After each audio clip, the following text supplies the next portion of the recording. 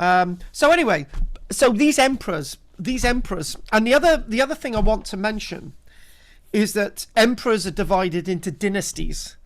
So if you want to know what a dynasty is, simply, for example, at this minute, the dynasty that our royal family operates is actually the House of Windsor, and the Roman system was the same. So in the House of Windsor, you will have you've got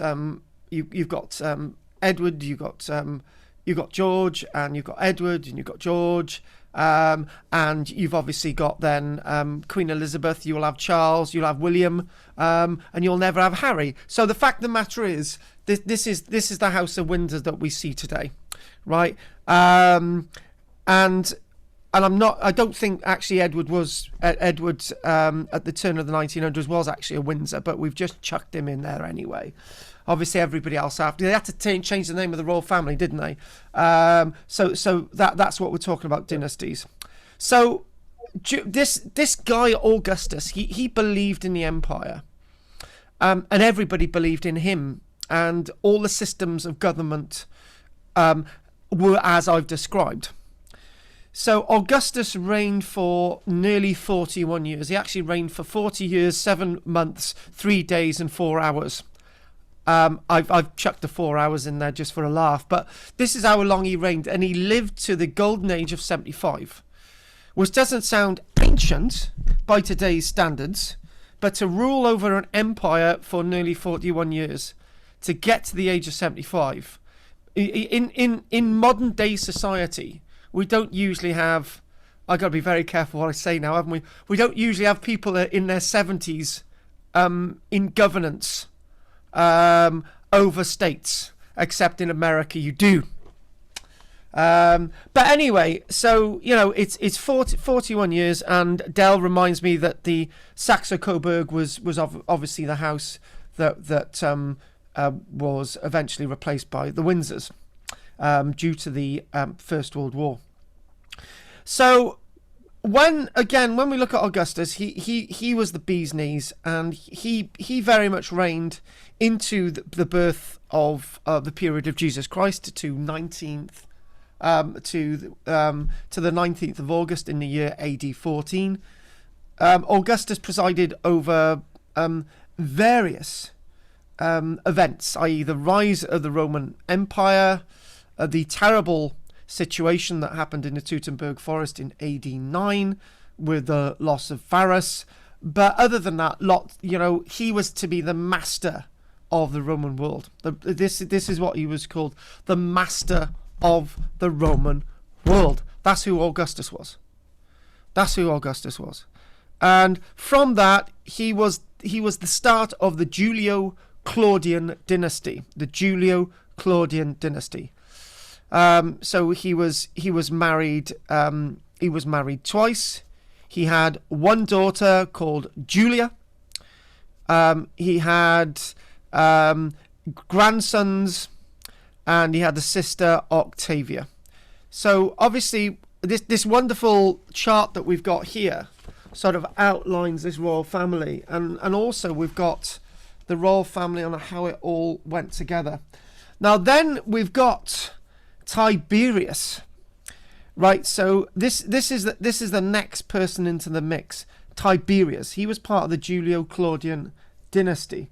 Tiberius, Claudius, Nero, later Tiberius, Julius Caesar. So this was the next guy. This guy reigned for 22 years, 6 months, and 25 days. He also died of natural causes at the age of 78. And one of the things that we do see is that Rome becomes the capital of the Roman Empire. It is the capital of the Roman Empire. Rome is not always the capital of the Roman Empire, right?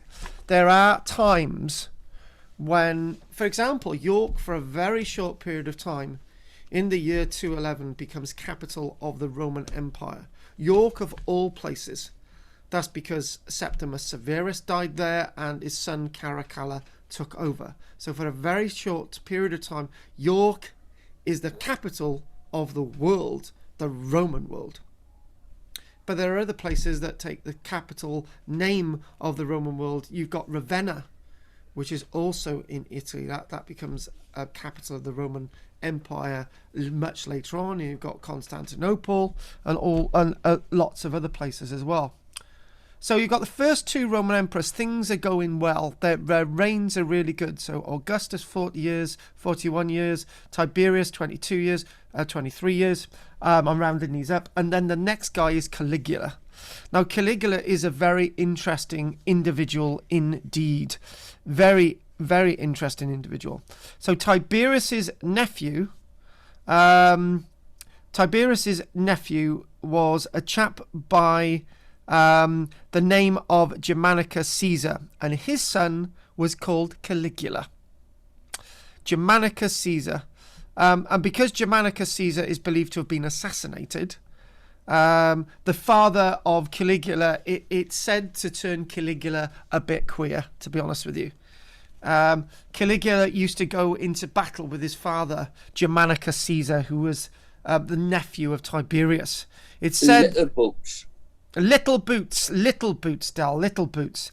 Yes, he used to be carried with his little boots in a Roman legionary uniform with all the plate armor and everything. A little dutty, little boots. That's what he was called. Thanks for that, Del. He was called Little Boots, a nickname Little Boots given to him in childhood by his father and his father's soldiers.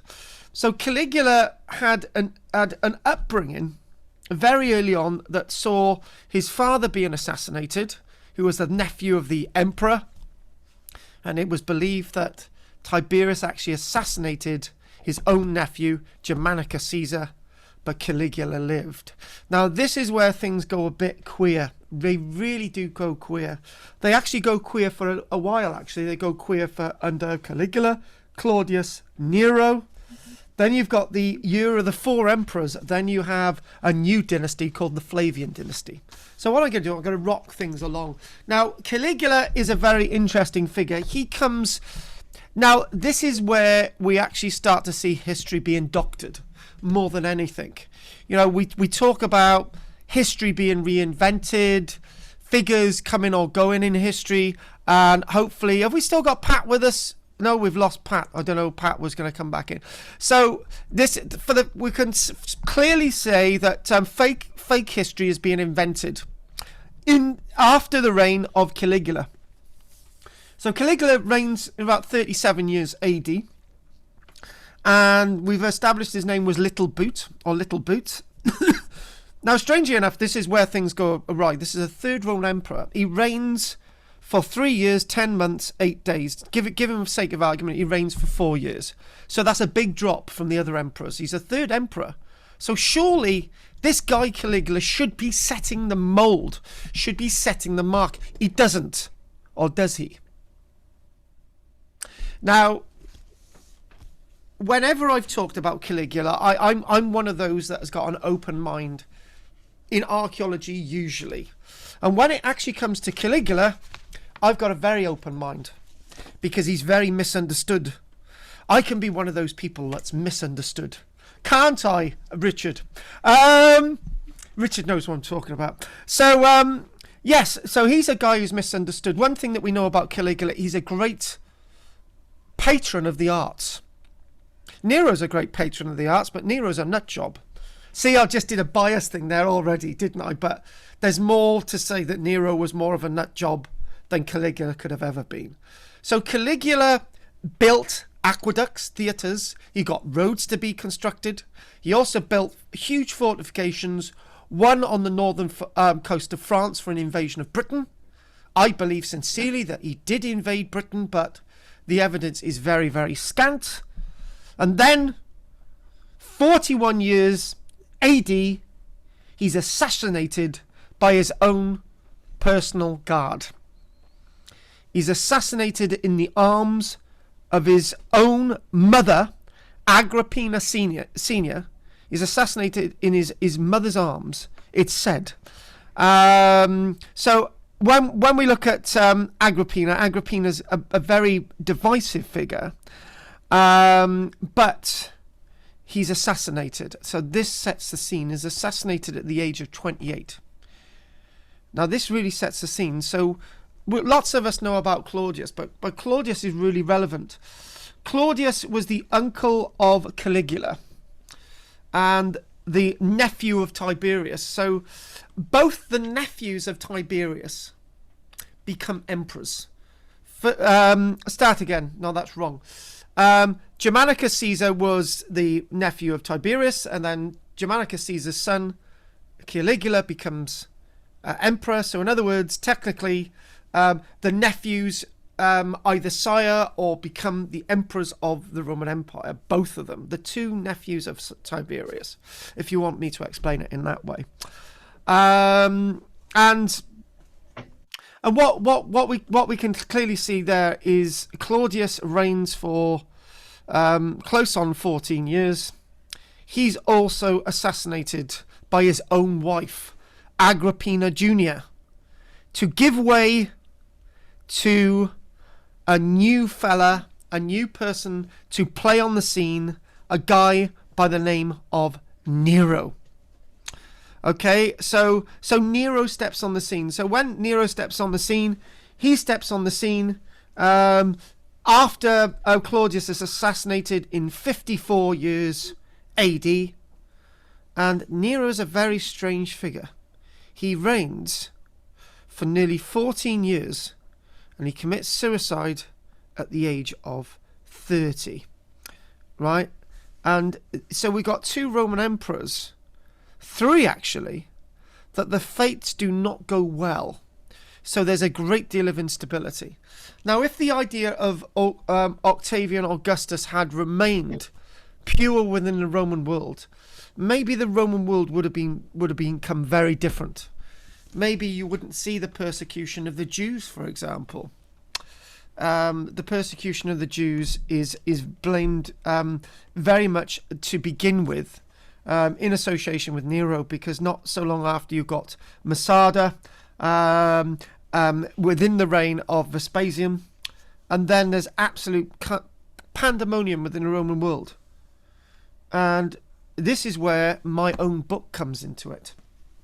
And this is quite appropriate, because in my wonderful new missive, at the back of the publication, I've got an updated list of where coins have been found in the area. So say, for example, what we've got coins of Claudius being found in Barry, Bridgend, Cowbridge, Groeswen, Lantwick Major, and St. Bride Super Ely. Nero, and then you've got these coins from these emperors that reigned for thus a year. And this is really, really interesting. And one thing that I actually realised is that when you look at coinage, it directly relates to when there are major military events in Britain. And going back to this one, there's lots of coins of Claudius being found across the region, because this is the start of the Roman invasion of Britain in 43 AD. And then you've obviously got some coins from Nero, Galba, Otho, Vitellius. And then you've got this guy, Vespasian. So that's where we're going to go next. Vespasian. We're going to look at a little bit of Vespasian. Let's do that one next. So then we've got this massive instability. So Nero commits suicide. He's a very unpopular leader. You get this idea that he plays on the fiddle. Hang on a minute. I got to let Pat in. Hang on a minute. Is that Pat on? Yeah, I think Pat's just joined us, right? So then you've got this massive stability in the Roman Empire, right? And this massive stability in the Roman Empire causes four emperors to reign within the space of a few months. It's known as the year of the four Roman emperors. The year is AD 68. Claudius Macer reigns in AD 69. You've got Galba in 69, Otho in 69, Vitellius in 69. It's absolute hell throughout the Roman Empire. The empire goes into freefall, and maybe at that point, it should have been that the Roman Empire should have collapsed, because there was a massive sense of instability. So every single so these next four Roman emperors, here we go. So this Claudius Mesa, and do you know what? We haven't got one single coin of Claudius Mesa being found across the whole of South Wales. There's a little fact for a quiz.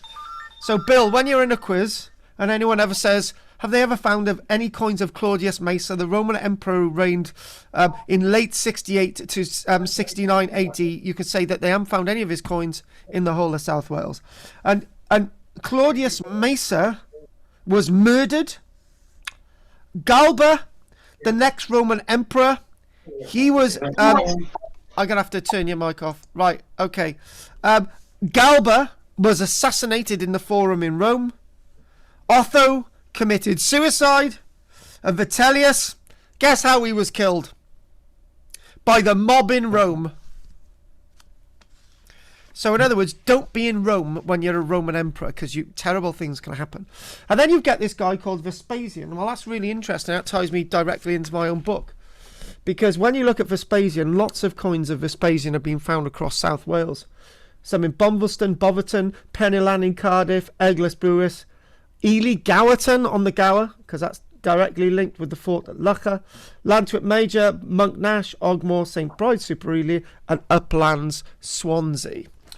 Right, when these coins are mentioned, it mentions areas where the coins have been found.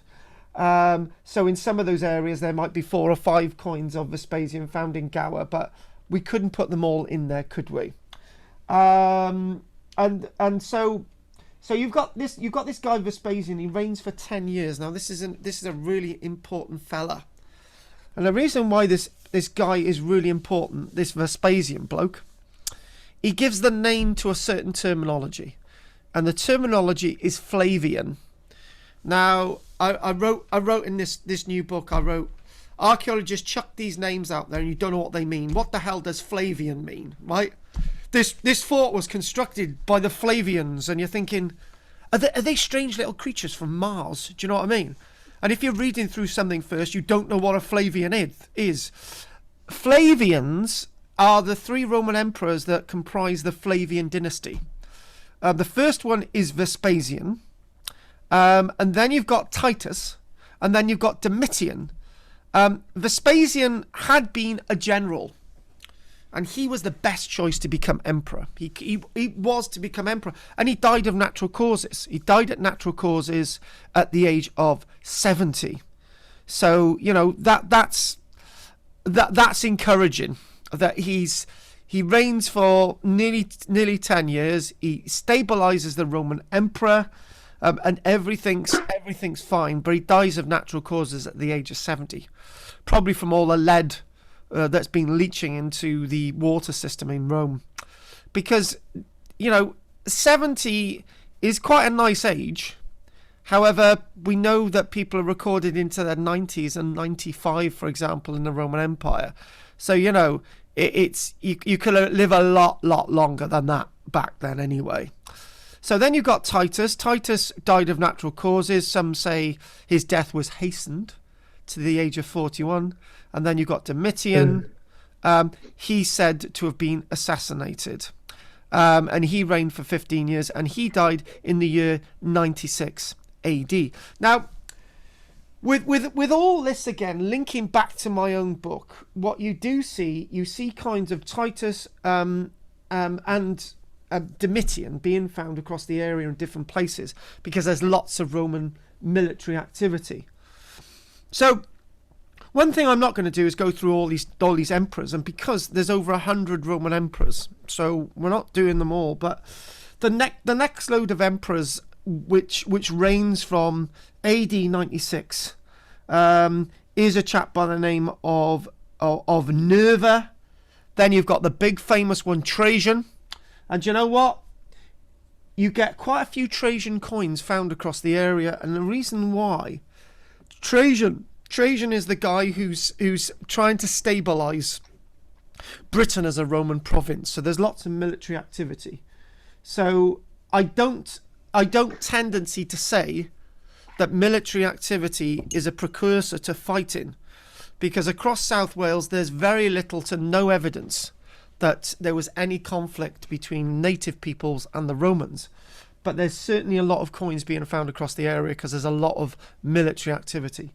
And as you'll see in my new book, there's 1 or 2 Roman forts that you'll never ever heard of. And there's Roman villas that you'll never ever heard of. A couple on the Gower, actually. There's 2 Roman villas on the Gower, amazingly enough. And then you get the likes of Hadrian. There's lots of coins of Hadrian found across the area, because we know in the reign of Hadrian from 117 AD, this is when the Roman military is pulling out. And one thing I would say is this is what happens. These are classed as adoptive emperors. So Nerva, Trajan, Hadrian, Antonius Pius, where we will go on to, Marcus Aurelius, which is this big fella in all this, Lucius Versus, and then that tosspot Commodus. I've always hated Commodus because he was played by Christopher Plummer in the film from 1969, Rise and Fall of the Roman Empire. I think it was 1969. And you all know it. Christopher Plummer, absolutely amazing actor. And he played a Commodus.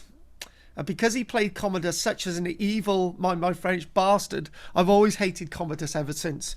But all these figures here, Nerva, Trajan, Hadrian, Antonius Pius, Marcus Aurelius, these are stabilizing factors in the Roman Empire.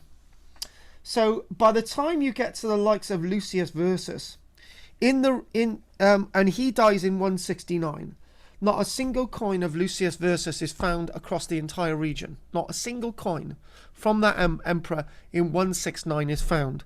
It's probably directly related to Roman military activities. We don't get a lot of Roman military activity at that time. Usually by around that time, most of the Roman garrisons in South Wales have moved on elsewhere. There's no coins of Commodus found throughout the whole region either. So that's a really interesting one. And then you've got this guy Commodus. This guy, he takes over from the likes of Marcus Aurelius. Now, Commodus was not really the heir apparent for Marcus Aurelius, even though Commodus was Marcus Aurelius's own son. It was the fashion then to adopt a son. So basically, what we're going to do, right? We're going to adopt a son, and that person's going to become emperor, right? This is why they're called adoptive emperors, because Hadrian had an adopted son, Antonius Pius. Antonius had an adopted son. He was called Marcus Aurelius and Lucius Versus. And Marcus Aurelius and Lucius Versus reigned alongside each other together. Lucius Versus was meant to take over, but he died. And then the heir apparent, Commodus, become emperor. Right? So what I'm not going to do is go through all of these, but it's quite interesting what happens to most of the emperors after that. Being an emperor of Rome was not the thing to do, right? Because you've got I'm not going to do all the dates, but after that, most of the emperors reign for a matter of a few months. Guy who takes over, Pertinax, he's assassinated by a band of his own men. The next one, Didius Julianus, is condemned to death by the Senate, probably burnt to death. Percanius Niger is defeated in battle. Claudius Albinus commits suicide. And then we have this other bloke called Septimus Severus. Now, this guy, Septimus Severus, this is an interesting character. He reigns for nearly 18 years. Now, he becomes emperor in the year 193. He reigns until 211. The reason why this guy is important is because he invaded Britain again. So let me test my theory out, right? I haven't really done this. I like testing out theories, don't we, Del? So, now, if there's a lot of military activity in South Wales, yeah, at the time of Septimus Severus is actually in Britain campaigning, isn't it right that we should see lots of coins of Septimus Severus? Well, we should do. But you know what, Del? Nothing. Dim. And the reason why this is significant is it's likely that very little military activity was going on in Wales at that time.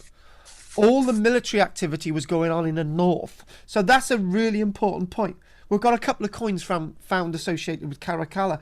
But the weirdest thing about all this is none of the Roman emperors that we've mentioned, or you could look at from AD 161 all the way through to AD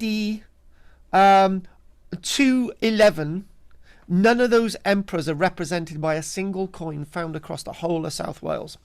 I find that very, very interesting, because if we're linking coins to Roman military activity, then there isn't Roman military activity to the great degree that it had been before.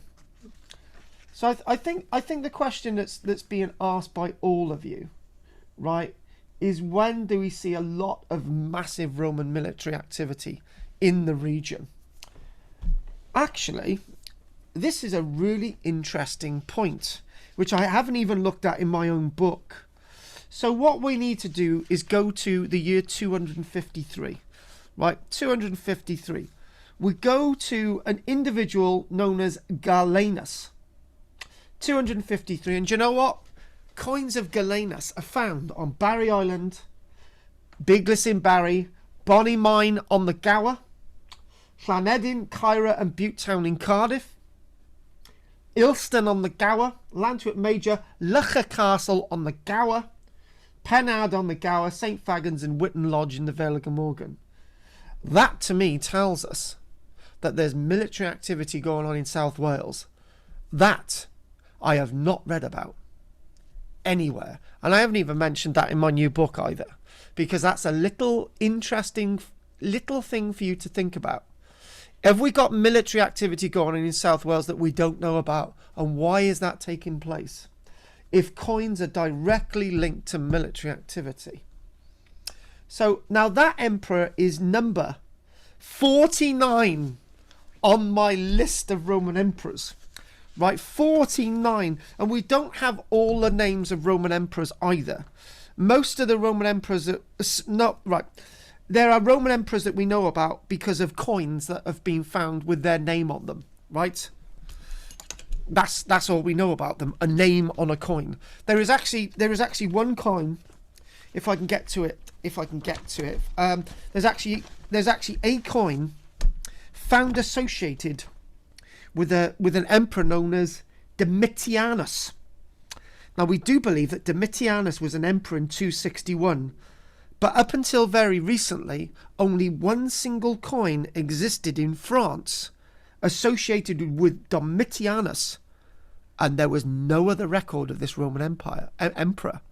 The Roman emperors kept really, really interesting, really accurate records, but the emperors that they didn't like, Domitianus must have been really hated. He was a lot more hated than a Caligula or Caracalla or anyone like that. Yeah. So if we want to go to my list of names of Roman emperors, right? I talk about this chap by the name, and Del knows what I'm going to say. We go on a little bit through this list. So we've got Galenus, we've got a few coins from different people, yeah. And then we go through. There's coins, there's military, there's stuff going on in the military period in the area, right? Because we've got coins of all different types of emperor, not massive numbers like Hadrian. And then we come to this guy known as Carausius. Now I'm very fond of Carausius because we revisit Carausius in my new book, as we did in the previous book. There's lots of coins from Carausius being found across the region. This is in 286. Now, Carausius was a British Roman emperor. It's the first time that we've got a British empire. So if anyone ever asks you a quiz question, folks, be warned. When was the British Empire started? Usually we think of the British Empire starting within the reign of Oliver Cromwell around 1650. Some people say that that's when the British Empire began, right? But that's wrong, because the first British Empire started in the year 286, And you know what? This Emperor Carausius, I'm proud to say I've got a coin of Emperor Carausius. We've found coins of Emperor Carausius in Biglisbarry, Butetown, Cardiff, Lanician, Cardiff, Lantworth Major at the hill fort at Coinage. Now, the coins found at the hill fort at Coinage are quite significant because they found a few there. Ely, Lantworth Major, Lucha back on the Gower, Pennard back on the Gower, St Thomas, Swansea back on the Gower, Sullymore in the Vale of Glamorgan, and Whitton Lodge. Now, this is what we're seeing. We're seeing lots of coins associated with Carausius because we know that there's an increase in military activity going on across the region. So so Carausius on my list is marked as a usurper Roman emperor, and this usurper Roman emperor reigns for our last 6 years because he's assassinated by his next in charge. He reigns from 293 to 296. 6 years. He's assassinated by his next in charge, Electus. I can't stand Electus because I really admire Carausius because I have got a Carausius coin and he looks quite fetching. He looks a bit like me, actually. Or I look a bit like him, one or the other. So next. What is massively interesting is that things died down a bit coin-wise. Yeah, we have tarring of Christians in Cillian, and all the rest of it, and the Diocletian 306 and all that about. And then what we then find is in the reign of Constantine the Great, towards the 330s, we got lots more coins being found across the region of places like, actually, Cefn Hirgoed, very close to that Roman fort, which apparently never existed. A coin of Constantine I. I know where that is. Yes, you know where that is, and so do I, and so does Bill. Constantine the Great, Bridgend. We've got coins in Biglis, Cardiff, Cefn Hirgoed, Cosmeston, Cowbridge, Ely, Havard, Landord, Llanbethry in the Vale of Glamorgan, Ogmore, Peterston, Super Early, Skirlage Castle on the Gower, and Swansea Castle. We've got coins associated with Constantine the Great. And then for a while, coins start to die out a little bit until we get to Constans the First. Again, more military activity in about the 350s. And then coins start petering out in their popularity. But what is of massive interest to me is the last flourish of coins in the area. Now, what we do see across Wales in particular, we see coins associated with an emperor known as Arcadius and a Roman emperor known as Honorius. Now, Honorius reigns until 423.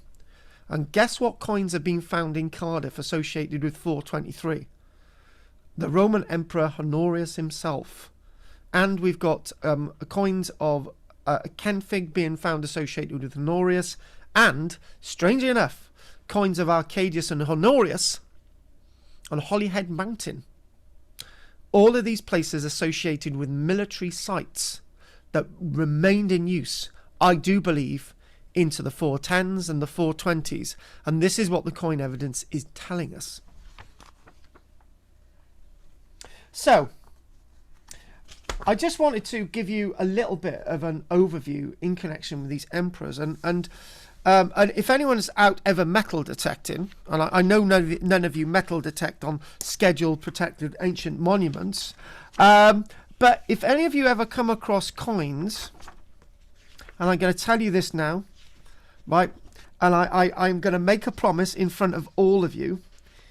If any of you ever find coins associated with Constantine III, he dies in 411, or you find any coins associated with Theodosius II or Johannes into the 420s, and if you ever find a coin associated with Romulus Augustus in the local area, and he was the last Roman emperor who reigned until 476, I will take you out for a meal, and you can have as much to drink as possible.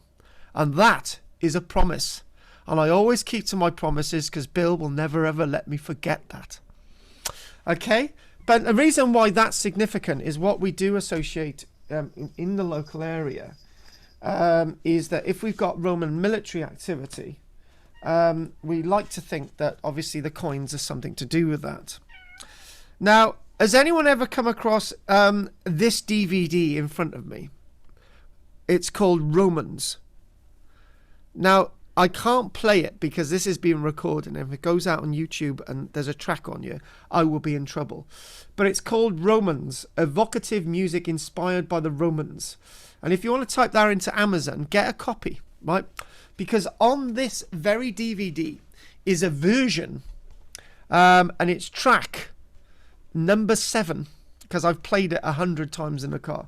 Track number 7, and on here is the full unabridged soundtrack to Gladiator, and it is a really evocative. It's an amazing. It's much better than anything else I've heard on YouTube. It's not been released on YouTube.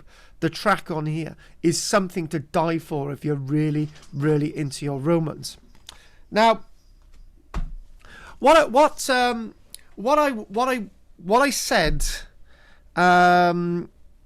what I've said before. I do a little Monday evening live YouTube thingamajig, and I don't know if anyone joins my Monday evening live YouTube thingamajig. It can be extremely bizarre, but when I do that, we've been at this minute we've been looking at King Arthur, and one thing that's come up is a stone within. A stone which is in the churchyard at Landoc, which would be best if I actually show you an image of that now. So if I can get that off my and this has got, I've mentioned this before, and I'm going to mention it again for reasons that are linked to Monday and linked to you guys. Now, I have mentioned this stone before, and I've mentioned it a few times, but there's something massively important about this stone within the church graveyard at Landoc Church in the Vale of Glamorgan. And what's important is the carvings down below. I do believe that the carvings down below are associated with the Roman villa that used to exist in Landoc before it was demolished in 1977. And then I believe what you have throughout the early medieval period, you have other standing stones in that area associated with wheeled crosses. And I think this is 1, 2, 3, 4 bits of separate memorial stones associated with the Landoc area in the Vale of Glamorgan, but the bottom part I do believe is associated with the Roman villa which once existed, and as a monument this is really well worth a look, and I implore all of you to actually have a very, very good look at this stone. So what I'm gonna say now is, are there any questions on anything that we've done today? And I've got one last thing I'd like to do before we do anything else. So I do believe that I can think, and I am telepathic. I do believe Roger wants to say something. Yes, I was just wondering, Constantine converted to Christianity and designed the cross, really. Are there any coins where they're showing pre-Christian, where it's just a plain coin, and one with a cross on it from Britain, you know? Well, so what you're saying, are there any Roman coins with crosses on them before Christianity evolves? After he converted, I assume he was... Ah, right, yeah. Obviously, as it goes on, as Christianity starts to dominate the Roman Empire, symbolism on coins in within regards to Christianity builds and builds and builds, and then later on, what we do see in regards to the Byzantine period, the emperors are almost to be portrayed as saints. And you know, they really moved into the sense of Christianity. I believe there's 2 points to be said about Christianity. The first point is that Christianity was probably the downfall of the Roman Empire, right? But it was also the saving of the Roman Empire. Now, what you do see on a coin, which I can show you here just briefly, right? And I think this vaguely answers Roger's question. There's a coin here by Theodosius, And Theodosius is with on the back of the coin is a warrior showing an orb with a cross on it. So the type of orb that you would find in churches with a cross on it, right? Or associated with a cross, associated with a crozier. So you actually do see, and there's actually another representation here into the 400s. This is a guy by the name of Sebastianus. This has got also the same Christian symbolism on the coin. And this is just by briefly looking at this book, actually. I'm just having a look. It's almost as if what's happening is that the earlier pagan symbolism on coins is almost altered slightly to be the new symbolism associated with the new Christian era in the Roman Empire. A case in point to that is actually if you look at this coin associated with the Roman emperor by the name of Priscus Attalus. This is a sort of pagan symbolism on the back of the coin, but this is the same figure that's then seen similarly on the coin of Theodosius II. So Theodosius II is a really interesting individual, right? And the reason why Theodosius is a really interesting individual, because in amongst of all this trauma, right, what we do see as Theodosius II, he reigns for a whopping 48 years and dies at the age of 49. So in other words, for the first sort of 15, 20 years of his life, he's a symbol of the Roman Empire rather than actually a proper ruler. But I think this is rather interesting that we pick out Theodosius II as dying of natural causes. I think that's absolutely fascinating, that. Right, Del, I know you want to ask a question, so go for it, babe. Yeah, that was fantastic. Thank you. Yeah, I've seen lists of the emperors and stuff, but when he went on about sort of local stuff,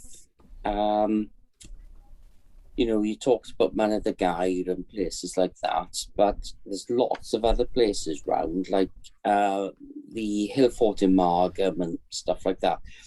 I mean, my family have sort of, I don't know what you call them, memories. Yes. Because they're local legends, and I wish I'd written them down or recorded them over the years, but you know what it's like. Yes. But Hirwaun Common, by MacArthur Glen, Park Prison and, Brinketh and that area, apparently there was some sort of massive battle. And I'm not quite sure whether it was Romano Britain or, post that, could have been Civil War, English Civil War.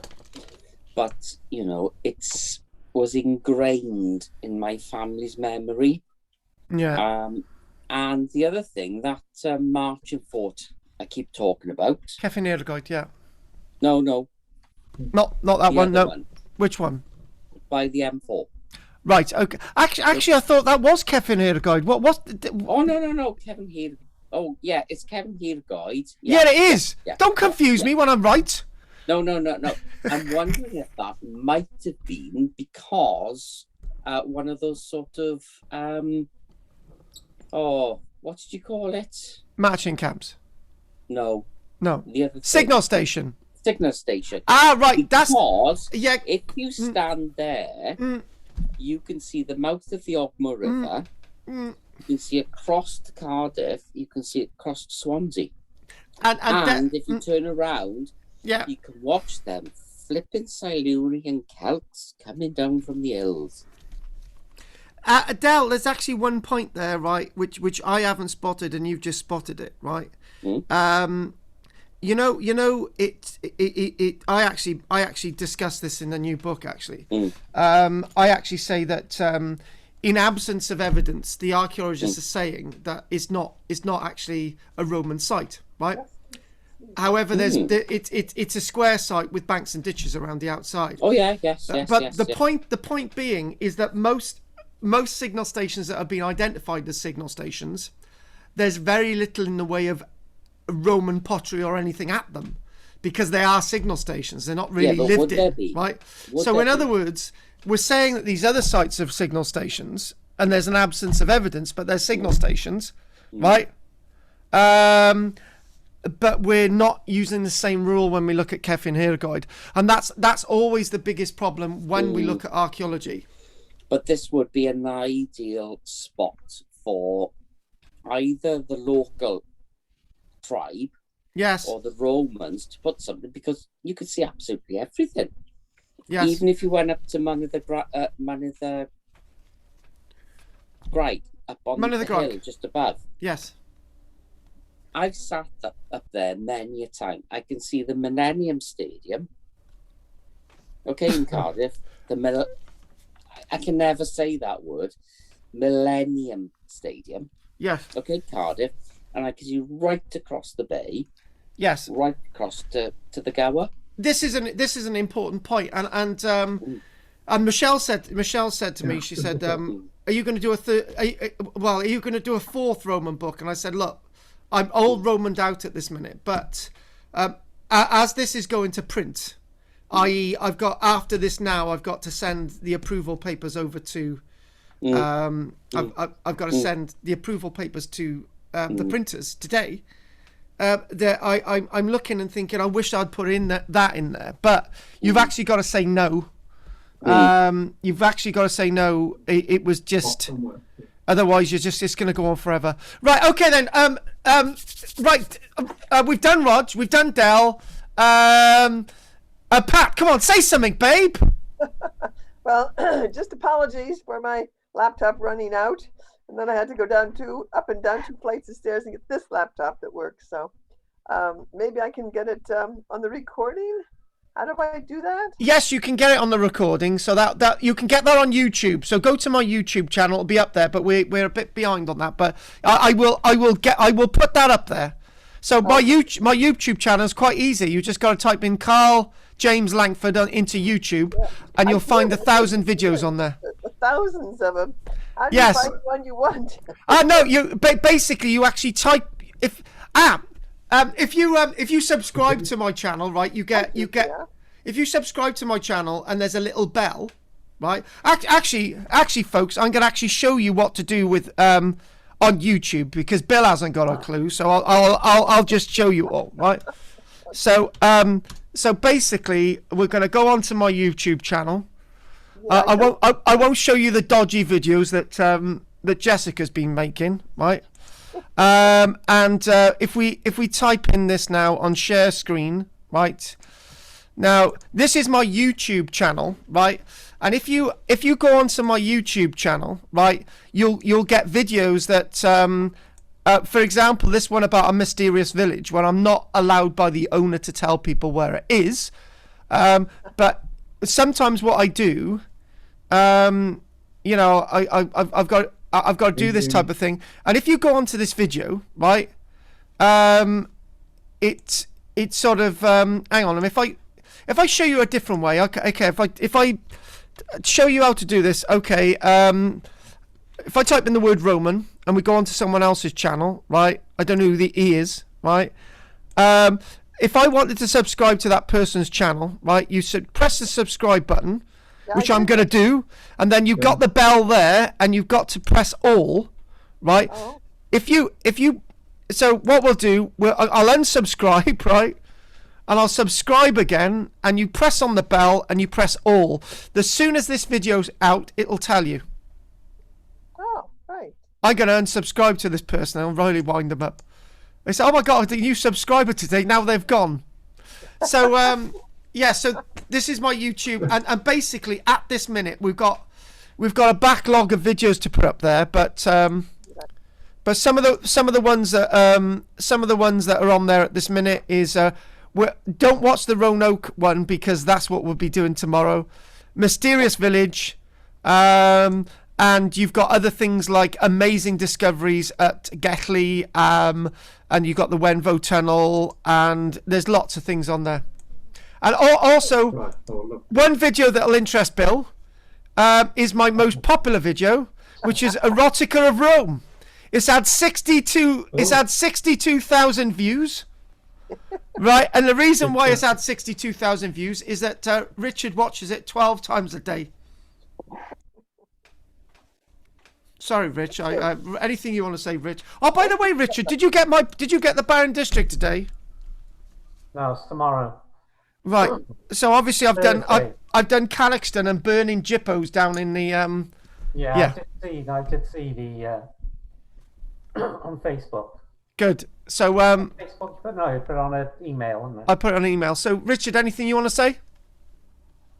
No. Oh, about the only thing a couple of weeks ago we were on about those Roman walls in London, and I was watching something on Channel 5 this week, and there it was, the same wall, one with the it sort of had pots and Yeah.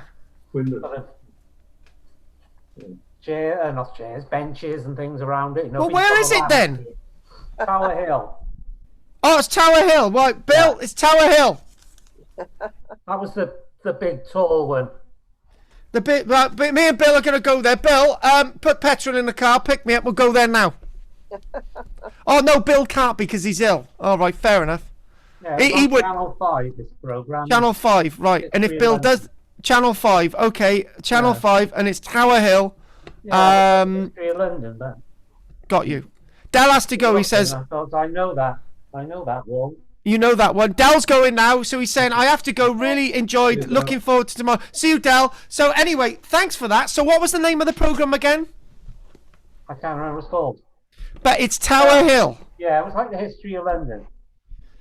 Yeah, that must have taken a while. Mind you, if they did the history of Barry, they wouldn't... Programs, but it was in the first one. Fair enough, fair enough. Oh, right, we'll have a look at that. I think I've done everybody except for Bill. Go on, let's hear from you, Bill, and then we'll call it a day. Couple of points. Before I start that, could I show you that book? Oh, go on. Emperors of Rome. It's Emperors of Rome by David Potter. It's a few years old now, but it's a superb book, well illustrated, classy book. It was $14.99 when I bought it, but if you see it out there somewhere, buy it. It really is. It gives a wonderful chronological account.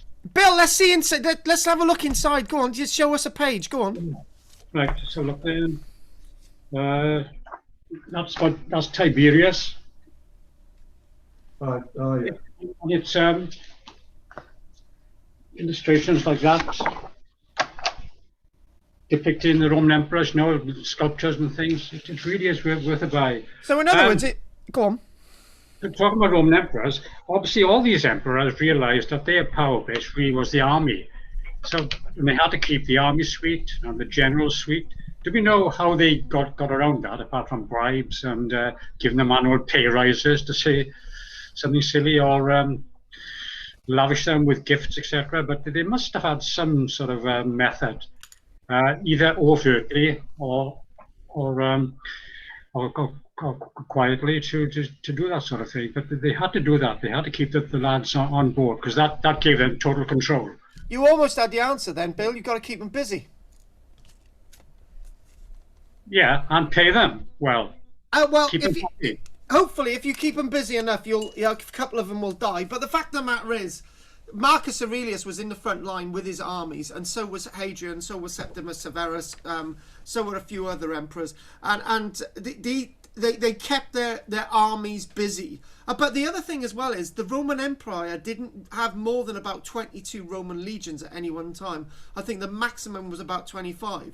So if you times 22 by 6, right, that's and the Roman auxiliaries, for an empire that size, the Roman auxiliaries, that's only a force of 300,000 men to control such a massive empire. And slowly but surely the strength of the military got less and less. You've got the Praetorian Guard of a strength of 1,000, and it's usually the Praetorian Guard that decided the fate of the emperor himself. The other thing you said, in the 200s in South Wales, there could be evidence of some sort of conflict. Galenus in about the 260s. Yeah, I'm actually thinking that the point is that it's probably rather than an internal insurrection, it's probably an external threat, and it's working out what that external threat is, and that's the problem. That's right, because the Pax Romana had been well established by then, and people were well into the Roman way of life and loved it. So the original indigenous peoples would have been quite happy, and they wouldn't sort of cause any trouble or stir things up. So it must have been on the military or something outside the Britannia was affecting the problem, causing the problem. It might have been that the troops were being billeted here for two other reasons. They may have been billeted here because they needed to be trained, right? So they were billeting troops here, so they needed to be trained in this landscape. Right, so wherever they're warring, the landscape where they're warring is similar to South Wales. This is what we see in the First World War. Or they are being billeted here to fight in a campaign close by, and that's basically. We don't know. Yeah. We don't know. Interesting. It's a difficult one. So, okay, thank you. On that note, that's been really productive today. We'll be back again next week. And oh God! Oh my God! Do you know what, right? We've actually done 8 classes. Bill, we've done 8 classes. Hang on, I just sent you a check. No, what was that for, Bill? What you asked me 2 weeks back. Oh, that was for the Wednesday evening, Bill. That's right. Yeah. So you know what I'm going to say now, don't you? More money again? Oh my God. Yeah. 30 quid. Oh my God! I was just going to do the register. Oh, right, everybody, you've got to send me another 30 quid. Fine. I think you're getting a Bill, I think you should. I think you should get a job, Bill. I got a job. Yeah, come into these classes. Yeah. So, right, what I should be asking: do you all want to do another 8? Oh, what? Roman? Yeah. These, yes. Oh, yes. All right, then that's it. That's what we'll do then. Brilliant. That's what we'll do. Excellent. All right then. Brilliant. Carl, Okay. Yeah, go on. Carl, at one point is that for my confusion and to clear things up, it's been talked about vaguely, is the 5th century Roman history. For instance, there was a decree in Rome of 407 AD, all put out of Rome. Some people say it's 410, 11. You mentioned 476 AD, I think. And I thought, well, what did happen? What was it? What evidence have we got as to what happened during that 5th century, particularly in Britain? Right. The answer, my friend, is quite. The answer, my friend, is quite clear. Right. By around 400. Right. Okay. There's 2 events. There's 483. Start again. Move off. Right. Take a deep breath. In 383, there's a chap by the name of Magnus Maximus. He was a local-born general, and he marched on Rome, and he tried to seize power. Right. There's another guy called Constantine, who also tries to seize power in 407. Right. So he takes some of the military out of Britain, but these are not Roman legions anymore. These are not Roman legionaries. These are just army groupings. Basically, what's happening as the German army started to deteriorate in 1945, early 1945, they just basically clumped them into army groupings. You didn't have this elite SS Corps and Fallschirmjäger or anything like that. It wasn't organised in Germany in 1945, things had broken down. The same thing happened in Britain in the 400s. The Roman military had broken down. So you might have detachments of Marines and soldiers based, say, at a Roman fort in Carlisle, right? You might have local auxiliaries, trained Roman soldiers, and a few other odd job men based somewhere in Cirencester. So basically what happens is you've got a knock on the door, right? Let's just go through this. You know, I like a bit of play acting, right? So we're gonna this is the way we're gonna answer this question. So you have a knock on the door, and there's this guy, Constantine, right? And I tell you, let's tell you a little bit about Constantine. You started the bloody bull roading now, Roger, and this is the last thing we're going to do. These coins of Constantine III. This is why I'm so interested in them. Constantine III, proclaimed emperor by the army in 407 in Britain, and he dies in 411, and he's assassinated, right? Anyway, he marches on Rome. This is Constantine III, right? So he knocks on a Roman fort wall door, right? And he says, come on boys, I'm gonna march on Rome. And all the lads are looking around and saying, right, are we able to take our wives, children and our extended family with me? And they say, and the to-be Roman emperor says, no, you can't do that, we've got to march on Rome. And then the garrison commander comes down. He says, my job is to protect this frontier, right? This is what I'm here for. I've got family to protect, right? We're not going anywhere. And we know that conversation happened because at Bird Oswald, the site at Bird Oswald, we've got a Roman garrison at Bird Oswald in the 430s. They were given the opportunity to march on Rome, and they chose not to. So the answer is some Roman soldiers from Britain, whoever they were, marched on Rome with Constantine, but a big percentage of them didn't. I tell you what, right, if I had married a local girl, which I'd been promised as part of my Roman military service, right, because at that stage you could marry local girls in the 400s and you could have a family near the fort, I would not leave my family. Another point, Carl, if I may make a point. Yeah, sorry, with the administration breaking down as well, it's likely that these would have been paid for weeks or months and be very disgruntled. Yes, they would be. And the other thing as well is, right, another reason for not saying no, basically. and there is another reason, Bill, right? This Constantine III, he wants to march on Rome. He's a bit of a Jack the Lad, you know. He wants to make his mark. He's not going to go around every single fortification in Britain knocking on the door saying, come with me, boys, right? He's going to grab the nearest troops available, the ones that are prepared to go, right? He's then going to march on Rome. The fact of the matter is, right, if you wanted to desert and stay in Britain, there's nothing going to stop you.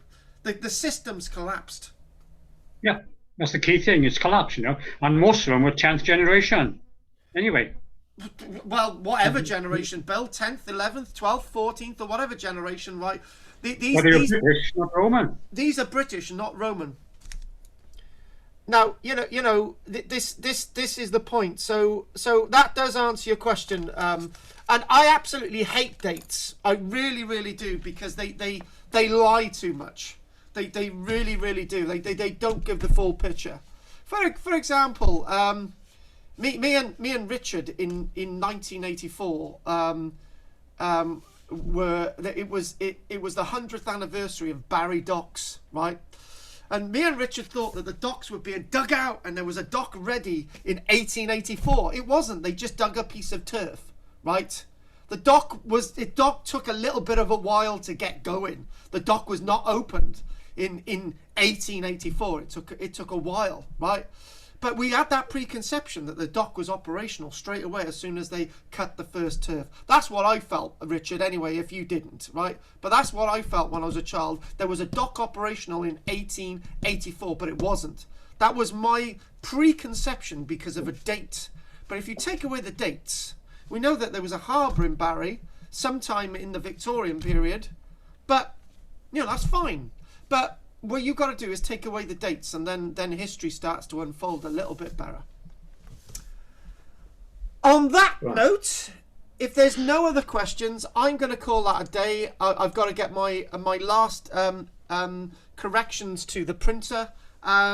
If there's nothing else anyone would like to say, then I will either see you tomorrow. Oh, I'll be seeing I'll be seeing Richard on Friday morning. I'll be seeing Bill briefly tomorrow, and Pat, and we'll see Roger on the moon sometime. Yeah. And guess Pat, what? your There's a 30 song quid. there. Everyone's gone to the moon. I like that song. Wonderful. Sorry, So sorry. sending you 30 quid, is it? Or what? Yeah, it's 30 quid, yeah. From you. It's 30 quid from you, and it's 30 quid from Bill. And it's goodbye from me, and it's goodbye from him. Sorry. Right. Good night. Good night! See you, Good see you, night. Richard, see you, Rod, see you, Bill, and see you, Pat. And don't Yeah, do anything I okay. wouldn't do, or would do. Feel better, I don't know. Bill. Bye. Yeah. Bye-bye. Okay then. Cheers. So long. See you, Thanks, Bill. folks. See you, See you darlings. soon. See you soon. Yeah. Okay. See you, Vida Carl. so Don't soon. forget the book. Yeah. Oh, shut up. See you soon. Oh, God, that was knackering. I'm off, and thanks you for watching.